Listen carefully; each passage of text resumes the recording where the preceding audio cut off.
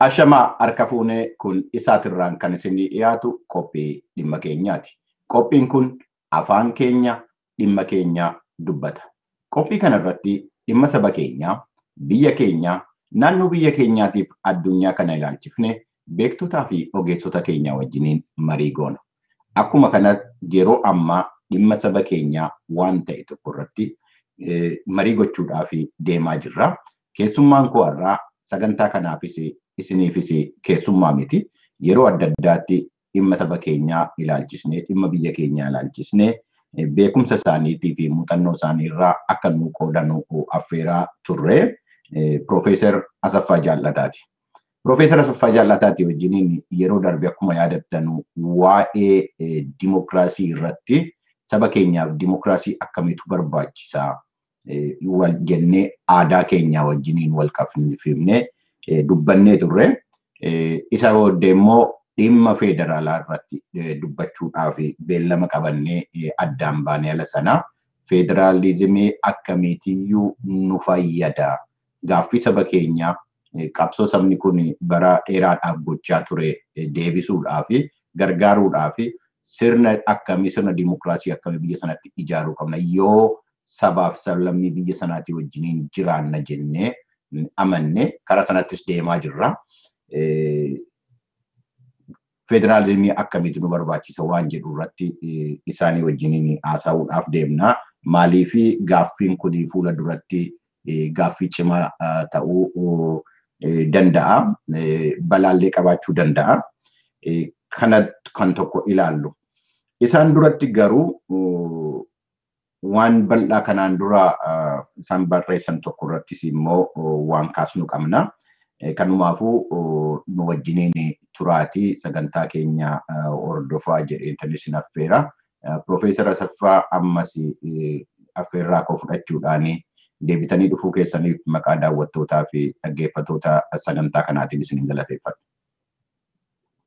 Anis baay'een isin galateeffadhu Bafaqaaduu carraa kanaan allattanii na affeertanii akka wajjin mari'achuuf gochuu keessaniif baay'ee galatoomaan jedha. Haa ta'u egaa akkuma sila ibse ijoon dubbii keenyaa inni caalaan waa'ee dhimmuma federaalizimii kanaati. Isaan duratti garuu mee waa tokko ofuma kootiif baruun barbaada. Egaa akkuma daawwattoonnii fi dhaggeeffattoonni keenya beekanu kitaaba adda addaatii barreessitaniitu kanaan dura. Waraqaa qorannoos immoo bakka adda addaatti qopheessaa turtanii. Kun waan beekamudha. Kana keessaa bara 1993 waraqaa qorannoo tokko barreessitanii turtan. Waan sanarratti maal jedhaa dhimma Oromoo, qabsoo saba Oromoo, gaaffii saba Oromoo gaaffiidhaa fi haala warra Afrikaan Ameerikaan jedhamu kana yookaan immoo warra gurraachota dura Afrikaadhaa dhufanii biyya kana keessa jiran wal bira qabuudhaani ilaaltanii turtan. Wanti sun bal'aadha. Maanni wanti keessa galuu hin dheerata. Garuu qabsoo Afrikaan Ameerikaanii warra jedhamu kanaa fi kan Oromoo kan saba keenyaa akkuma waliigalaatti maaltu walitti fida? Firummaan isaanii maa inni mee kana gabaabaadhumatti nutti himtanii gara ijoo dubbii keenyaatti deemuu dandeenya laata? Hin dandeenya. Kitaabni sun Fighting Against the Injustice of the State in the Globalization, Comparing the African American and Oromo Movement. Kitaabni sun bara 2001tti maxxanfame. Duraan durseetuun kitaaba sana keessa galee wanni hin godhin akkan kitaaba kanatti katabuu yaada isaanitti dhufeen dubbadha. Yeroon ani barsiisuu calqabee waggaa 91tti calqabee lafan itti qaxxaramee Department Sociology fi Africana Studies Program kan jedhamu keessatti hojjechuu calqabee yeroon hojjechuu calqabu koorsii adda addaan barsiise tokko Race and Ethnicity jedhama waa'ee sanyii. Lammaffaan waa'ee globalizationiti. Sadaffaa waa'ee experience African Americanidha. Kan itti aanu immoo waa'ee Afrikaati. Yeroon kana barsiisu Waggaa kudhan keetti waggaa akkuma hin jedhe waggaa 2001 waggaa kudhanii waggaa kudhan yaada kana laalaa ture baay'isee qoradhee ilaalee yaadni kun baay'isee akka cimaa ta'uu isaan argee kanarraan hundaa'een waa'ee kitaaba kanaa maxxansuu yaade qormaata waggaa kudhanii booddee ummati Afrikaan Ameerikaa fi ummati Oromoo maaliif wallaansoo godhan kan jedhu. Wallaansoon sun maalirraa ka'e kan jedhuun qorachuu jalqabee yeroon qorachuu jalqabee wanti tokko waan an arge collective grievances kan jedhamu yookiis immoo cunqursaa waloo akka cunqursaa waloo biyya kanarra keessatti the modern world system keessatti waan nama hojjetu ilaale fakkeenyaaf waa'ee cunqursaa waloo ummata Afrikaan Ameerikaa gazeen ilaalu waa'ee sirna garbummaa waggaa garbummaa jala waggaa 246 turani garbummaan eega dhume immoo ummati Ameerikaa mootummaan Ameerikaas garbummaan yoo dhume sammas walqixxee miti nama miti kan jedhuudhaani segregation kan jedhu irratti buuse segregationiin egaa karaa ekonomii karaa politikaa karaa waan fedhee ummata kana keessatti makamanii akka isaan waan tokko argachuu hin dandeenye godhanii akka isaan yeroo hundaa wanda hojjetaa faranjii ta'anii waan tokko akka isaan hin arganne akkuma garbaatti akka isaan jiraatan godhan. Kun egaa ilaalchi isaa maalirraa dhufaa ilaalcha reesizimii ilaalcha nutu caalaa warri kun nama miti kan jedhurraa kan ka'e waggaa 350 booddee ummati kun wallaansoo jalqabuudhaaf wallaansoo durumaayyuu godhaa ture garuu bifa ijaarameen wallaansoo gochuudhaaf murteeffatan jechuudha. Akkasuma yeroo Oromoo ilaallu Oromoon waggaa 150 koloonii Itoophiyaa jalatti bulee jira. Kun dhugaadhumatti gaaffii cimaadha. Yeroo koloonii Itoophiyaa jala gashuudhaaf immoo ummati Habashaa ofii isaa humna qabaatee miti. Ummati Habashaa sirna biyya lafaa keessatti hirmaachuudhaanitu ummata biyya alaarraa qabu argachuudhaan ummata Oromoo qabatee gizee ummata Oromoo qabatu waan barbaade hundumaa irratti gochuudhaani ummata baay'ee fixee warra hafe immoo sirna nafxanyaa gabbaar system kan jedhu ummata Oromoo irraa lafa fudhatee ummati Oromoo akka gabbaarii ta'ee isaaniif hojjetu. In fact sirni nafxanyaa gabbaar system jedhamu kun semi slavesidha almost. Garba miti nama bilisummaa qabus miti. Kana gidduutti ummata Oromoo waggaa baay'eedhaaf miidhamee lafisaa irraa fudhatamee caalaatti immoo cultural genocide akkuma Afrikaan Ameerikaa irratti cultural genocide aadaa ummata tokkoo balleessanii ummata sun akka inni institution hin ijaarranne akka inni jaarmaan ijaarranne afaansaa akka hin guddifanne namummaansaa akka namaan gaditti ilaalamu maqaa irraa haqanii maqaa biraa kennuudhaan egaa yoo yeroo qabaanne baay'ee ibsuu danda'ama. Fakkeenyaaf Afrikaan Ameerikaadhaan Niger jedhan gaafa tura. Booddee immoo Nigroo jedhanii Kaaler jedhanii maqaa meeqarra kaa'anii Oromoos immoo akkasuma Gaallaa jedhanii sirni namooti baay'een reesizimiin bifa namaa irratti hundaa'e fakkaata. Garuu dhugaansa akkasuma reesizim ummati Habashaas cultural racism ummata Oromoo irratti godhan maal godhanii racism jechuun ummata tokko ummata gatii hin qabne ummata aadaa hin qabne ummata civilization hin qabne jedhanii tuffatanii waa inni qarraa qabu fudhatanii wandaqa godhatanii akka hojjechiifatanii irratti dhimma ba'uudha. Akkasuma ummata Oromoos godhanii waan qabu dubarraa fudhatanii afaansaa balleessanii of jalatti bushanii waggaan manaa miidhaman. Kun egaa ummati kun lachuuyyuu yeroo dheeraa booddee intellectually mataa isaanii beektota mataa isaanii biqilchan. Beektoti mataa isaanii kun hawwa biqilanii gaaffii kana gaafachuu jalqabu. Dhugaadha ummata yeroo hundumaa wallaansoo godha. Garuu beektoti immoo bifa jaarmaadhaan bifa ammayyaadhaan ummata ijaaranii sirna kanarratti ka'uu akkuma Afrikaan Ameerikaaniin by the way baruma tokko 1960 keessa 1950 keessa jalqaban hundi isaaniiyyuu. Akkuma Afrikaan Ameerikaan intellectualiin isaanii yookiin beektota isaanii ka'anii jaarmaa ijaarratanii wallaansoo jalqaban. Jaarmaa baay'ee jira maqaan isaanii lakkaa'amee yunnumu Oromoonis immoo akkasuma jaarmaa mataa isaanii ijaarratanii kan Oromoollee baay'ee miti nalalaallee duraan dursee warra Kamacaa Tuulamaa itti aansee adda bilisummaa Oromoo booddee jaarmaa baay'ee ijaarrachuun wallaansoo calqabanii wallaansoon isaanii kun gaaffiin guddaan human liberation ummati kun akka ummataatti namummaa bilisummaa namummaa akka isaan argatan namummaan bilisummaa kun ummaa akkuma hin dubbanne demokraasii irratti rarra'a.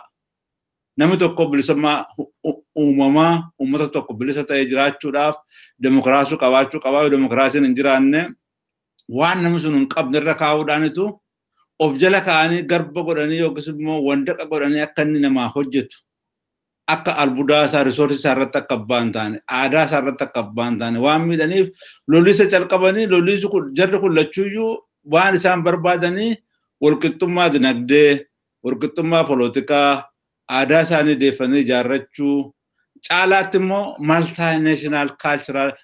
multinational democracy ijaaruudha. Ani afaan faranjiitti egalitarian multicultural democracy kan Afrikaan Ameerikaas kan Oromoo isa ulaallee xiinxallee ilaallu maqaa fedhayyuu itti kennan malee walqixxummaa Oromoon nama biraas caaluun barbaadu namaan gadis ta'uun hin barbaadu biyya isaa irratti horii isaa irratti aadaa isaa irratti abbaa ta'ee namni utuu ol gadi rukutin akka barbaadetti jiraachuu barbaadan lachuun isaanii wallaansoo akkasii calqabanii kitaabni kun egaa baay'ee waa'ee biyya lafaa ilaalaa waa'ee reesizimii ilaalaa waa'ee aadaa ilaalaa waa'ee ekonoomii ilaalaa waa'ee kaalcharii ilaalaa baay'ee cimaadha. Kanarratti hundaa'uudhaan kitaaba kana barreesse. Kitaaba kana namni barreessuu danda'u abbaan fedhe lafaa ka'ee barreessuu danda'u duraan dursee muuxannoo baay'ee qabaachuu qabda. Lammaffaa immoo liberation knowledge kan jedhamu beekumsa bilisaa qabaachuu qabda. Beekumsa bilisaa yeroo baay'ee booda burqisiisteetu sirna achi gadi isaan biyya lafaa irratti ka'anii uummata kanarratti hamaa guddaa hojjetanii xiinxaluudhaanitu wanti kun gadi ba'amee maxxanfame jechuudha. Waggaa 2000 wanitti amma yeroo dhiyoositti immoo 2012tti deebi'ee duraan hard copyidhaan maxxanfame paperbackitti immoo 2012tti deebisee maxxanfame kitaabni kun jechuudha. Yoo gaaffii qabaattan keessa illee haasa'uu dandeenya. Galatooma Profeesar maaliifan kaase waa lama keessumaa seenaan warra Afrikaan Ameerikaanii fi gaafa ilaalle jennu jarri kun garbummaadhaan gurguramanii namoonni keenyas keessa jiru ta'a seenaa isaanii irraanfatanii gurguramanii biyya Afrikaa adda addaati biyya kanatti kan dhufanidha. Gaaffiin jaraas jarri har'a kaasuu danda'an isuma irratti hundaa'a. Oromoon immoo waan sana keessa hin darbine abbaa biyyaa ture biyya sana keessatti biyya sanallee darbee deemee gubbaa amma Afrikaa kaabaatti saba turedha saba hangoo qabaa turedha. Akkamitti walitti dhufaadha jedhee kan inni baruu barbaade akkaataan inni walitti dhufuu danda'u natti himtaniittu. Garuu achirratti waa tokko alasaa waa'ee kolonii kana dubbannu Oromoon kolonii keessa ture Oromoon garbummaa keessa ture waan jedhu kana yeroo tokko tokko galuu danda'u dhiisa keessumaanne garbummaa keessa ture kan jedhu kun Oromoon garba ture moo akka garbummaan itti hin dhufne akka hin garboofamne qabsaa'aa ture waan jedhutu natti dhufa nu garbummaa keessa hin turre yoo hiika garbummaa kana itti deemne jechuudha. Karaa biraatiin immoo kolonii keessa ture kolonii Itoophiyaa keessa ture wanti jedhu kunis akkami mootummaan Itoophiyaa darbe hundumtu warri hirree cimaa qabanu jedhanii Oromoo irratti cuuccaa gochaa turan jedhanu hundumtuu keessa Oromoon keessa jira. Harka caalaa waraana jaraa keessallee harka caalaa kan jiru Oromoodha. Oromoonis irratti hirmaateera. Ajajaa ta'ee, wattaaddara ta'ee, maal ta'ee jarri tokko tokko immoo deemaniyyuu warroomti bittaa keessa tureyyuu warri nugusa ta'anii waan adda addaa ta'anii bitaa turaniyyuu Oromummaa of keessaa qabu hin bitamne kolonii wanti jedhamus hin jiru. Waan jedhanu qabu yaada akkanaatu anaaf yeroo baay'ee nasillee konfiyuuzii na godha wanta kana mee isa irratti maanni kolonii fi garbummaa keessa ture gaafa jennu kana Gabaabaadhumatti anumaaf iyyuu akka galuun barbaada jedhanii. Gaaffii gaariidha. Sirni Oromoo irratti irra bu'ee sirna garbummaas qaba. Sirba kolonii qaba. Oromoo baay'eetu garba ta'ee gurgurame. Minilik mataan isaa illee gara 7,000 qaba garba. Nama baay'eetu nagadamee biyya alaatti faca'amee yeroo kolonii kana keessatti qabamee gurguramaa ture. Egaa Oromoon qabame immoo akka Oromoon afaansaa, aadaasaa waan hundumaan qabaanne akka abbaa biyyaa hin taane godhanii cunqursanii afaansaa balleessuudhaan, aadaasaa duguganii balleessuudhaan, namummaasaa maqaa gaallaatti jedhu kennuudhaan fakkeenyaaf gaallaa jechuun uummata civilized hin taane backward barbarian warra namummaan qabaanne akka ta'e godhanii uummata Oromoo gadi qabanii akka nu cunqurfamu lafa isaarraa fudhatan fakkeenyaaf amma lafa naa laallee lafi biyya Habashaa keessa jiru rist jedhama nama Habashaa hundumtu lafa qaba yeroo biyya Oromoo keessa dhufu Oromoo irraa lafa hundumaa fudhatanii warra colonial settlersiidhaaf fudhanii kennan colonial settlers kuni dhimma mataa isaanii fudhatanii Oromoo semi slave godhan semi slave jechuun nafxanyaa gabbaar system Oromoon sharecropping waan hojjetee gara caalu jaraaf kenne waan nama xinnoo tokko fudhatee garbummaa jala oola. Egaa gaaffiin ati na gaafattee akkamittiitu Oromoon koloniidha jechuu dandeenya namni Oromoo keessaa ba'anii keessatti hirmaatan jiru kan jedhu gaaffii bareedaadha. Gaaffiin kun kolonii hundumaa yoo xannaanne uummata sana keessaa ba'ee sirna kolonii keessa galee uummata isaa irratti kan duulu nama baay'eetu jira. Afrikaa yoo qoranne, Neetif Ameerikaa yoo ilaalle, Eejiyaa ilaalle, jarri kun akkuma mercenariiti. Dhimma mataa isaaniiftuu hojii argachuudhaaf, warri nafxanyaa ta'an illee jiru Oromoo keessaa ba'anii, baalabbaata Oromoo keessaa ba'ee warri itti dabalame jira. Warri kun dhimma mataa isaanii fedhii uummata ikonoomii mataa isaanii calaqqisuudhaan malee fedhii uummata Oromoon calaqqisan fakkeenyaaf Gobanaa Daacee na laalle. Fakkeenyaaf namoota isa fakkaatan baay'ee na laalle. Haayila Sillaasee na laalle. Mangistuu na laalle. Jarri kun hundumtuu kan isaan itti Oromoo bitan akka Amaaraatti ta'anii sirna Amaaraa sirna Habashaatti dabalamanii malee akka Oromootti Oromummaa calaqqisanii fedhii Oromoo calaqqisanii ummati Oromoo miidhamin hin cunqurfamin afaan isaan badin aadaan isaan badin hin jenne. Dhimma mataa isaaniif jedhanii itti dabaluun akkuma malee dhimma Oromoodhaan miti. Kanaaf sirna kolonii hundumaa keessatti uummata sana keessaa ba'ee koloniitti kan dabalame uummata sana miidhu yeroo hundaanuma jiraata. Kanaaf kun kolonii ta'uu hin dhowwu. Jarri kun fedhii mataa isaaniifitu uummata Oromoo miidhan. Kan Oromoo gurguran illee jiraachuu danda'u, kan Oromoo garba godhatan jiraachuu danda'u, kan Oromoo ciisanyaa godhatan jiraachuu danda'u, kan Oromoo miidhan jiraachuu danda'u. Amma dhiyoo kanaatti illee ijaaramanii uummata Oromoo irratti bobba'anii waan uummata hamaa hojjetan jiru maqaa Oromootiin. So kana jechuun Oromoon kolonii hin taane jechuu miti. Akkasitti dubbisaa kan ilaalamu Oromoo qofaa miti.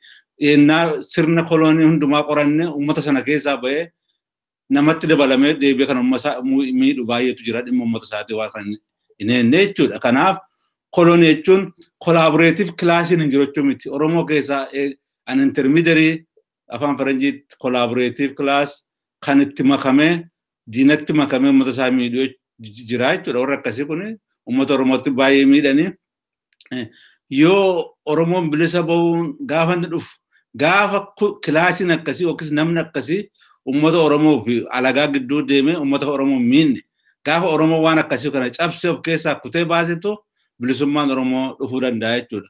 Utuu warra akkasii kana hin jiraanne waan lamaaf Habashaan Oromoo cabse tokko sirna kapitaalistii world systemii keessatti hirmaachuudhaan lammaffaa Oromoo keessaa warra dhimma mataa isaanii dhimma biyya isaanii dhiisanii dhimma mataa isaanii babba'an ofitti qabachuudhaanitu karaa kana lamaan Oromoo cabsee kolonii sirna kolonii godhate. Kanaafitu Oromoon ammoo ollaansoo godhee sirna kana lamaan sirna sadii tokko kan biyya lafaa uummata Oromoo irratti babba'e kan lammaffaa sirna Habashootaa kan Oromoo irratti babba'an sadaffaa Oromoo keessaa ba'anii sirna kanatti hidhamanii warra Oromoo miidhan.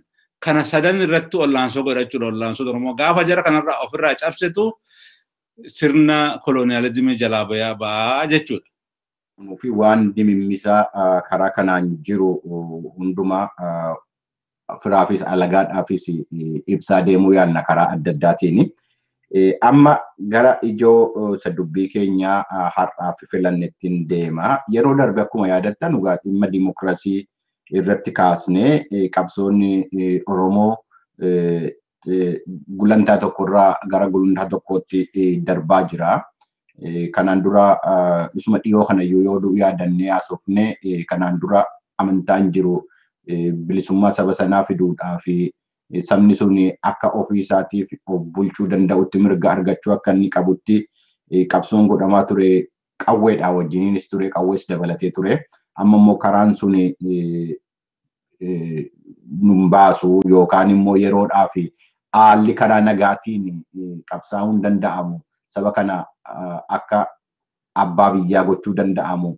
Akka inni aanga'uu danda'u gochuu yoo dandeenye qawween filannoo ta'uu dhiisuu danda'a jechuudhaan karaa nagaatti deebi'aa jiru qabsaa'onni maqaa saba sanaatiin qabsaa'aa jiranu. Kanarratti kaasnee waa'ee dimokiraasii yeroo darbee dubbannee turre. Amma immoo gaayyoo akka biyyoolessaatti akkuma Itoophiyaatti yoo ilaalla ta'ee sirna federaalaa nu barbaachisaadha waan jedhu biyya sana keessatti. Federaalizimii akkamiiti kan rakkina keenya hiikuu danda'u? Gaaffii saba keenyaa falmii sabni sun waggaa dheeraadhaaf godhe federaalizimii akkamiiti kan hiikuu danda'u waan jedhu irratti ammallee wanti irratti dubbatamuu qabu waan jiru fakkaata. Yeroo ammaa federaalizimii Itoophiyaadhaa barbaachisu keessatti yoo xinnaate yaada sadiitu jira, karaa sadiitu jira. Inni tokko federaalizimii akkuma samma heerri biyya sanaa fudhatee jirutti isa qubannaa sabaa irratti, afaan irratti, eenyummaa irratti akkasuma fedhii sabaa irratti hundaa'eetu ijaarama federaalizimiin biyya sanaa kan jiru jira. Heera biyya sanaa keessa keeyyata 46 keessa kan jiru kana jedha. Karaa biraatiin immoo hin barbaachisu. Joogiraafii irratti hundaa'uu qaba. Maaliif inni kanaan dura eenyummaa irratti, afaan irratti goonee turre suni walitti bu'iinsa baay'ee uume. Namoonni akka barbaadanii asiif achi deemanii biyya sana keessatti akka jarri hin hojjanne gochaa ture. Bilisummaan nama asiif biyya keessa deemanii akka barbaadanitti deemanii hojjechuu jiraachuu sana nama dhorkaa waan jedhu warri kaasanu jiru. Egaa warra akka federaalizimii eenyummaa sama hojiirra oolaa jira jedhan sanayyuu sirriitti hojiirra oolaa jira moo hin jiruun gaaffii biraatiin nuti lafa jiru iyyuu inni immoo warri jara immoo waa'ee isaa sana waa'ee federaalizimii sanaa immoo dubbachaa jiranu federaalizimii eenyummaa irratti hundaa'uu qaba Itoophiyaa. Afaan guddifachuu dandeessisa, aadaa guddifachuu dandeessisa, ofiin of bulchuudhaan, afaan ofiitiin of bulchuudhaan, haqallee argachuudhaan, justice illee argachuudhaan afaan ofiitiin afaan irratti hundaa'uu qaba wanti jedhanu jiru. Warri biraa immoo tasayyuu hin barbaachisu. Isuma durii sana isa ahadaawii jedhamee waamamu sana isatti deebi'u wayya. Bara sana nagaa qabnaa, bara sana tokkummaa qabnaa. Federaalizimii kanatti dhufee nu diigee waan jedhu qabu. Falmii adda addaatu karaa adda addaatiin jira. Yeroo ammaa beektonni Oromootii fi aktivistoonni Oromoo illee biyya sana keessatti wajjiniin jiraachuudhaaf yoo xinnaate sirni federaalaa hojiirra ooluu qaba, kabajamuu qaba waan jedhu qaba. Kanaafuu garuma gaaffii keenyaatti gaafa dhiphisaa gara dhimma saba keenyaatti gaafa dhufnu biyya sana keessatti sirna federaalaa hin barbaachisa yoo jenne Oromoodhaaf maal federaalizimii akkamiitiyyuu barbaachisa. Saba biraa wajjiniin hin jiraanna yennaa jennu federaalizimii akkamii yoo ijaarreedha saba biraatii wajjiniin wal nu jiraachisuu danda'a. Walqixxaamummaadhumtiyyuu hin jiru biyya sana keessatti, qabeenyaan bal'inaan hin jiru biyya sana keessatti. Inni kaan tasa hiyyeessaa, inni kaan immoo lafa qabaa, beekaa qabaa, waan kana qaba. Akkamitti rakkina kana walitti fidanii federaalizimii saba keenya ta'uuf kornariin keenya yoomiyyuu saba keenya maal fayyada saba keenya waan jedhuudhaaf federalizimii saba keenya fayyadu kan akkamitti biyya sana keessatti ijaaruun kan danda'amu waan jedhuudha. Haasaanis miti baay'isee yoo na hubattaniitu ta'e kanuma kanan kaasuu barbaade akkuma waliigalaatti waan bal'aadha dhugaadha. Dhugaadha. Federaalizimii nama biyya sana keessatti maqaan isaa kaa'aa jiru baay'ee confusionii ba'a. Duraan dursee federaalizimiin sobaati mammaatti waggaa 27 deemaa ture. Federaalizimii sobaa adda bilisa baasaa Tigraay namoota isa fakkaatan iddoo hundumaatti lammii hundumaa keessaa ofitti qabee dimokiraasiidhaa fi federaalizimiin fidadhee ofiisaaf irra taa'ee maqaa federaalizimii ilaaletu an authoritarian terrorist regime yookiis immoo mootummaa abbaa irree kan nama hundumaa cabsee kan hundumaa ajjeesu dhaanitu biyya bitamaa ture. Maqaa federaalizimii baay'ee xureessanii jechuudha hin xuraa'e soba kun. Maqaan dimokiraasiis hin xuraa'e baay'ee soba. Uummati tokko federaalizimiin buluudhaaf waan lama jiraachuu qaba. Tokkoffaa uummati sun uummata sirna sana keessatti hirmaatu bilisa ta'uu qaba. Namni tokkotu irratti waan fe'in ofiisaan uummati sun sirna sana barbaadee bilisa qabaatee walqixxummaan sirna sana keessatti hirmaachuu danda'uu qaba. Kana gochuudhaaf bilisummaa qabaachuu qaba, dimokiraasiin jiraachuu qaba. Yoo kana hin taane federaalizimiin ijaaramuu hin danda'u. Kullachuu murteessaadha. Uummati yeroo hundaa uummati baay'een yoo bilisummaa qabaatee dimokiraasiin jiraate uummati baay'een yoo duukaa biyya ijaarrate biyya akkasii kun biyya nagaa ta'a, biyya dinagdeen guddatu ta'a, biyyi uummati hundumtuu aadaa olii kabajee ilaa filaameen obbolummaadhaan wajjin jiraatu ta'a. Yoo kana ta'e nagaatu dhufa. Amma kun ta'uu hin dandeenyetti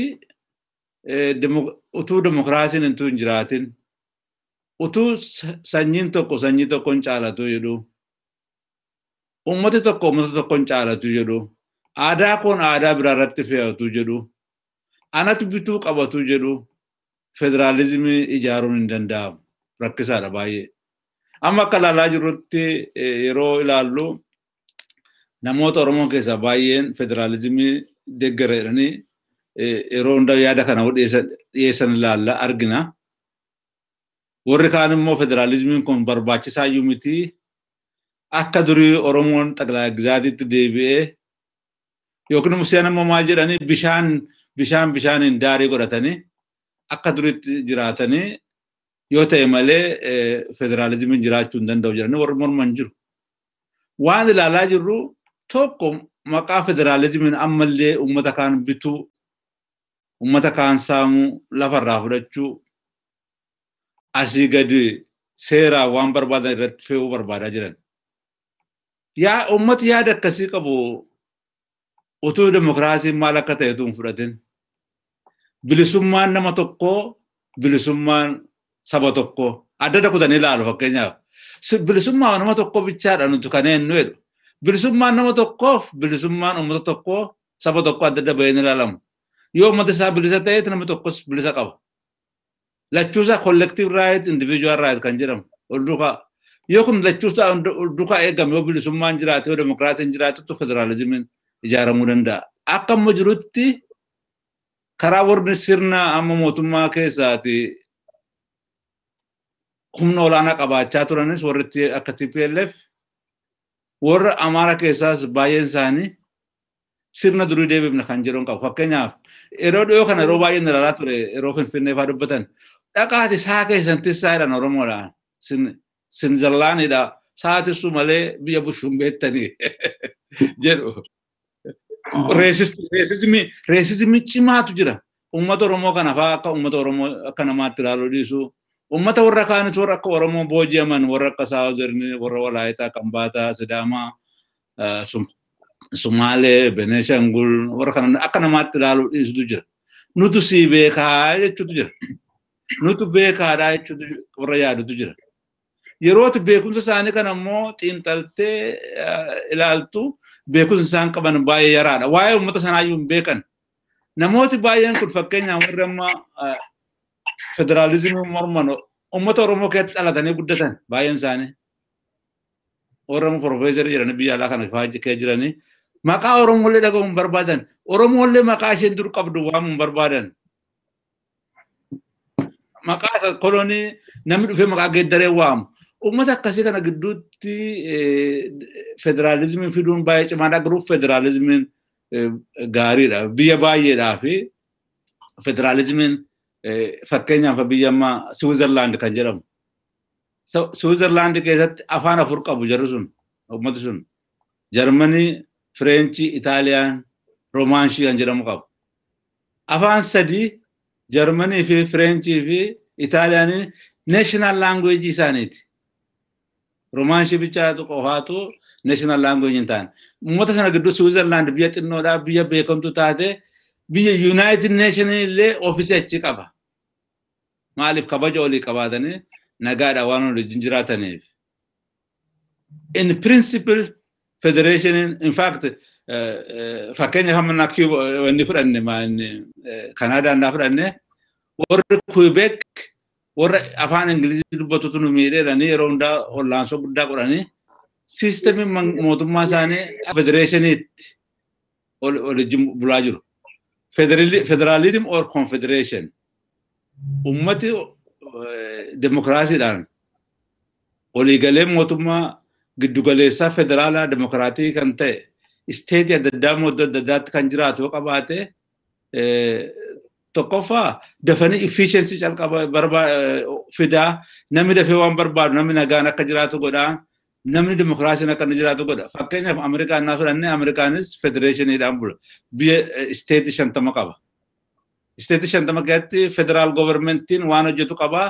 Isteetiin hundumtuu waan hojjetan qabu. Fakkeenyaaf lafatti jirtu Texas, lafan jiru Tennessee. Jarri kun lachuun mootummaa kana keessatti seera adda addaa baafatanii seerri isaan baafatan immoo federaal govermentii kan hin faallessine ta'e akka isaanii ta'utti seera baafatanii ittiin bulu. Biyyi lafaa uummata aadaa adda addaa qabu, uummata kaalcharii adda addaa qabu, uummata fedhii adda addaa qabuuf olitti fidee sirna qajeelchuu waan ta'eef baay'ee gaariidha sirni isaa. Kanaaf Oromoon immoo akkuma dheengadda dubbanne yeroo gadaan tokko jalatti Oromoon bulaa ture. Yeroo gadaan tokko Oromoon baay'atee gadaan tokko jalatti buluun rakkisaa ta'e federeeshiniidhaan bula gadaa federeeshiniidhaan. Uummata Oromoo adda addaa yeroo gadaa adda addaa dhufe yeroo adda addaa iddoo tokkotti dhufe mari'atee federeeshiniidhaan bulaa ture. Oromoodhaaf federeeshiniin buluun haaraa miti. Oromoo keessatti federeeshinii ture jedha gaaffii keessan deebisa ta'e hin beeku. Galatooma. Gaariidha. Egaa yoo wanti kun hin taane jechuun egaa Oromoon amma biyya sana keessatti gaaffii afaanii qaba. Afaansaa afaan hojii ta'uu qaba jedha. Afaan ofiitiin of bulchuu qaba jedha. Federeeshiniin kun yoo akka sabni keenya hin barbaanne ta'e warri biraa immoo akka fedhii saba keenyaa kana yoo hin fudhanne ta'e maaltu ta'uu danda'a biyya sana keessatti tokkummaan biyya sanaa yookaan biyya sanaa mootummaa federaalaa jalatti bultu ijaaruun hin danda'ama waan jedhudha. Akkuma isin biyyoota adda addaa biyyoota qaroome adda addaa kaaftan dimokiraasii keessatti yookaan immoo siyaasni kennanii fudhachuudha. Kan walii wajjin jiraachuudhaaf jechuu irratti kan koo duwwaadha jedhanii rincicuun nama hin naagale. Oromoon already murteesseera. Oromoon dimokiraasiin isaa ijaarrachuuf akkuma dheengadda dubbanne murteesseera. Akka ilaallutti baay'een jala deemee dhaggeeffadha waan Oromoon hojjechaa jiru. Qeerroon Oromoo, uummata Oromoo murteesseera dimokiraasiidhaan buluudhaaf. Dimokiraasiin sun iyyuu immoo dimokiraasii gadaa kan calaqqisu. Dimokiraasii irratti hundaa'ee Oromoon abbaa fedhe iyyuu mari'atee sirna isaa ta'uu ijaaruudhaaf qopheedha. Garuu waan Oromoon fudhachuu hin dandeenye namni fidee irratti fe'uu kan hin dandeenye beekamaadha. Oromoo dhiisiitiyyuu Oromoo keessaa ba'anii Oromoo gowwoomsinee waan dimokiraasii fakkaatu irratti fedhanii na yaadan uummata Oromoo fudhachuu hin danda'u inni didaa jira. Egaa rakkoo guddaan jiru biyya sana keessatti akkuma ilaalaa jiru namoota reesizimii yookiis immoo uummata akkasii kun uummata doofaa ummata isaa tiksu malee hin beekne jedhanii warri haasa'an. Ummati kun biyya hin qabu jedhanii warri haasa'an. Ummati kun waa hojjechuu hin danda'u jedhanii warri haasa'an. Yeroo hundaa gatta'anii ilaa fi laamee namaa wajjin mari'atanii waa hojjechuu hin danda'an. Maaliif yaada tuffiidhaan yaada anatu caalaa yaada of qolummaa wanta haasa'amuu fi nama wal bukkee taa'ee haasa'anii mari'achuu hin danda'an. Namni tokko sirna demokraasii ijaaruudhaaf, federaalizimii ijaaruudhaaf akka namaatti ol ilaaluu qaba. Akka namaatti of ilaaluu, ol tuffachuu dhiisuu, kabaja olii kennu, aadaa olii kabajuu, afaan olii kabajuu akka namaatti of ilaalanii waliin mari'achuu danda'udha. Namni tokko caalu hin jiru. Aadaan tokko aadaa tokko caalu hin jiru. Aadaa of gowwoomsinee nutu salaxxanee yookiis immoo maaliif salaxxanuun kun afaan Oromootti Oromoo waan akkasitti namanu. Oromoon namni ol hin caalu waan jenneef warra akka jedhee ilaalu kun rakkoo guddaa qabu. Jarri akkasii kun demokraasiitti hin dhalan maaliif biigmaaniitti amanu? Fakkeenyaaf amma demokraasiif hin dhadhu warra nugusoota faarfatu. Demokraasiif hin jedhu nama isaan keessaa nama afaan mi'aayee waan hamaa dubbatutu mataa irratti baatanii fiigu. Akkasitti demokraasiin dhufuu hin danda'u. Karaa Oromoo wanta dhuminatti fakkaata wanti kun. Oromoon nama abbaa fedhe jiru, nama hin jibbu, nama wal hin caalchisu, nama nagaa barbaadu, nama demokraasii barbaadu, haqa barbaadu, nama federaalizimii barbaadu wajjin waliin mari'atee jiraachuudhaaf qophee ta'uusaa wallaansoonni hoggaa sanan kana godhe. Sloogaanii waan isaan kaasaa turan hundumaa innaa qorannee ilaalle. Ani jala deemeen qoradha waan isaan ilaalan. Kan hundumaa fixaniiru isaan. Namoota baay'eedhaaf hin galle. Keessumaa namoota biyya alaa kana turanii biyya baay'ee hoggaa baay'ee turan. Akka isaan itti ilaalan Oromoo dura akka jaallatan godhanii bushaa turan, akka duriitti miidhaa turan, tuffatanii nama miti ittiin jechaa turan. Kun qottuu, kun gaallaa, kun warratti iddoo akkasii jedhanii tuffachaa turan akkasitti ilaalaa jiru ammallee. Maaliif sirna koloonii sana keessattuu mataa akkasii biqilchanii turan. Amma wallaansoon Oromoo waan akkasii kana cabsee daakee lafa kaa'ee jira. Kanaaf Oromoon wallaansoon Oromoo ummatuma sana waan kana hubachuu dadhabee warra nugusa faarfatu, warra iyyuma isaa irraanfatee nutu nama caaladhu utuu waan tokko hin qabaatin warra akkasiifillee wallaansoon Oromoo bu'aa fidaaf. Fakkeenyaaf yeroo dubbannu uummata Amaaraa, uummata Tigree cunqurfamoodha akkuma warra kaanii. Warra achi keessaa bahee nutu busha malee nutu biyya kana akka godhe malee warra jedhan warra baranne jedhan uummata xiqqoo tokko. Wallaansoon Oromoo uummata cunqurfamaa hundumaa wajjin harka wal qabatee demokraasii fiduudhaaf, federaalizimii fiduudhaaf wallaansoo godha. Yoo kun ta'uu hin dandeenye nama hundumaaf yoo rakkoo guddaatu dhalata. Maaliif Oromoon garbummaan fudhatu, Oromoon maarching orderii yookiis immoo ajaja namarraa awaajiidhaan Oromoo bituun hin danda'amu jechi.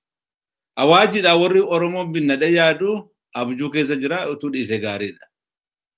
Maaliif uummati naannoo sana jiru rakkoo kana ol nyaachuuf ol loluu dhiisee sirna demokraasii, sirna federaalizimii ijaarratee gara fuulduraatti nagaan beelaaf, dhukkubaaf, iyyuma kee jirru keessaa baanee gara fuulduraatti attamitti adeemna kan jedhu irratti hojjechuu qaba.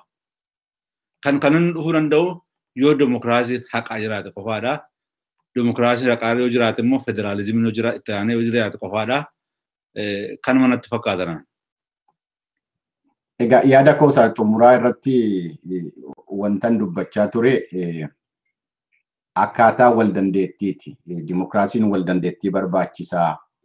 Federaalizimii ijaaruun immoo dimokiraasii irratti yoo hundaa'e yoo jennedha. Boodatti deebinee waan darbe hundumaa karaa lammaniin iyyuu waan darbe isa darbe yaaduu, isa darbe kaafnee isa irratti wal coqqoluu kan irratti tun ta'in fuula duratti akkamitti biyya ijaaruu dandeenya waan jedhu irratti hundaa'uu qabna. Yoo yaadni akkana sammuu keessa kaa'ame rakkina kana hiikuu hin danda'ama laata waan jedhuun qaba. Sagantaa kanas baratti xumuruudhaaf deemnee yaada yaaduma akka waliigalaatti biyya sana keessatti federaalizimii dhugaa ijaaruudhaa fi dargaggoon Oromoo, qeerroon Oromoo, beektonni Oromoo maal gochuu qaba? Wal dandeettii barbaachisa jenneerra, obsa barbaachisa jenneerra.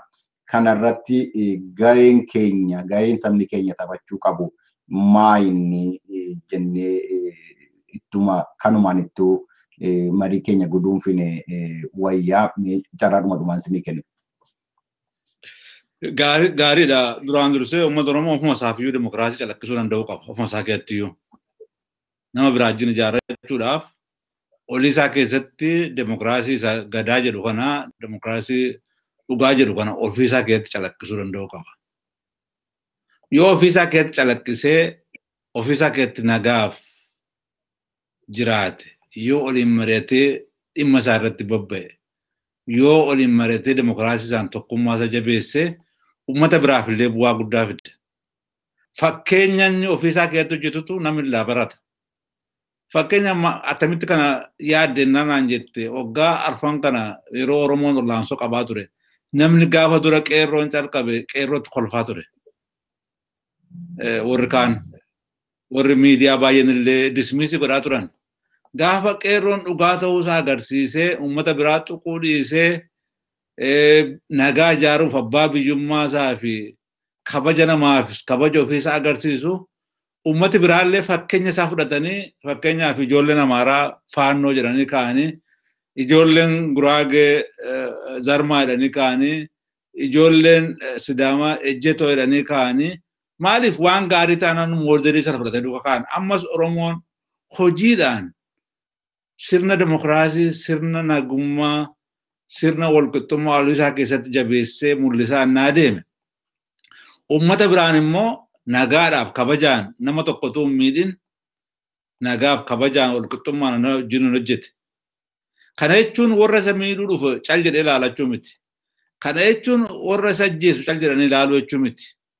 Warra isa ajjeesuu barbaadu, warra isa miidhuu barbaadu ofirraa dhowwaa, warra nagaa barbaadu, warra dimokiraasii barbaadu wajjin mari'achaa, wajjin hojjechaa, of cimsaa, uummata biraa wajjinis nagaa fiduudhaaf, naannoo isaa keessatti nagaa fiduudhaaf, walqixxummaa fiduudhaaf, sirna federaalizimii yookiis even sirna isarra darbee sirna konfedereeshinii ijaaruudhaan biyya amma Itoophiyaa jedhamu kana qofaatu hin ta'in Horn of Afrikaa keessatti iyyuu guddisee deemuu qaba. Oromoon aadaan Oromoo paan afrikaanizimiidha. Aadaan Oromoo nama hundumaa walitti qabee kan hammatudha. Nama tokkorraa illee jibban qaba Oromoon sirna hamaa jibba, sirna cunqursaa jibba. Namni kana oliin gad dha'uun hin jiru. Oromoon eenyu tokkorraa jibban qabu sirna nama cunqursu, sirna nama miidhu. Sirni nama cunqursu immoo uummata sanaafiyyuu gatiin qabu. Fakkeenyaaf sirni amma dura baasaan TPLF Tigreedhaaf ijaaree uummata Tigree akka gaariitti hojjechaaf hin jiru. Sirni nugusaa isaan abashoota ijaarratan biyya sana iyyumaaf olaaluma keessaa hin baafne. Egaan dhaggeeffattootaa fi daawwattoota keenya waa'ee sirna dimokiraasii irratti hundaa'ee sirna federaalaa biyya sana keessatti Itoophiyaa keessatti saba keenya keessatti akkamitti ijaaruu qabna waan jedhu irratti Profeesar Asaffaa Jaallataatii wajjiniin mariin goone asuma irratti xumuruudhaaf deemna. Egaa akkuma isin beektanu neetwoorkiin kun rakkinni teknooloojii kun biyya biraa keessa duwwaa hin jiru. Biyya keessatti ilaati jedhamu kana keessattis jira. Xinnoon hojeeqeera teknooloojiin har'a bakka adda addaati. Alaalarra teenyeeti bakka adda addaa teenye kan itti walitti haasa'aa jirru. Xinnoon hojeeqeera garuu waan dabarsuu ergaa dabarsuu barbaannu hundumayyuu akka dabarsine nutti mul'ata. Fuula durattis immoo waan hafe irratti itti deebinee mari'annaa. Nu wajjinin turuu keessanii fi baqaa daawwattootaaf dhaggeeffattoota keenya hundumaa isiniin galateeffadha. Profeesar Asaffaa Jaallataasis immoo maqaa keessaniin nan galateeffadha. Amma torban dhufu sagantaa biraatiin nama walitti deebinutti bakka jirtanutti nagaa ta'aa. Nagaatti.